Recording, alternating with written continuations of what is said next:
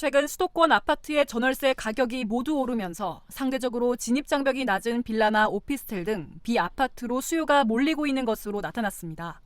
하지만 지난 3년간 비아파트 착공 물량은 최근 10년간 평균 대비 20에서 30% 수준에 그쳤습니다. 정부는 전월세 시장 불안을 해소하기 위해 공급 확대에 나섰습니다.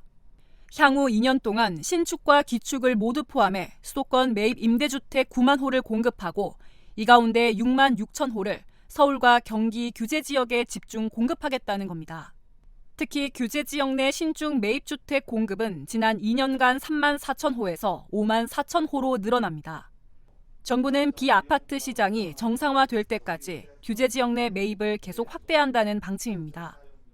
오피스텔 등 비아파트는 상대적으로 공급 속도가 빨라 1, 2년 안에 가시적인 공급 확대 효과를 기대할 수 있습니다.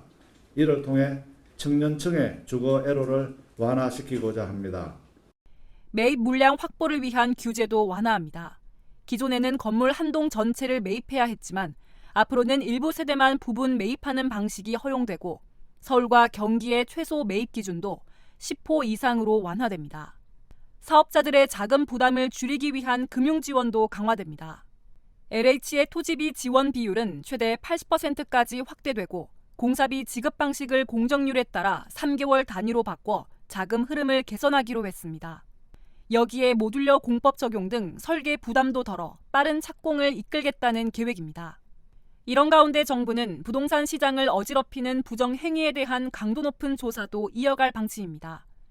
최근 부동산 탈세 혐의자 127명에 대해 세무조사에 착수했고 법인이 보유한 9억 원 초과 고가주택 2,630여 개에 대해서도 사적 사용 여부 등을 검증하고 있습니다.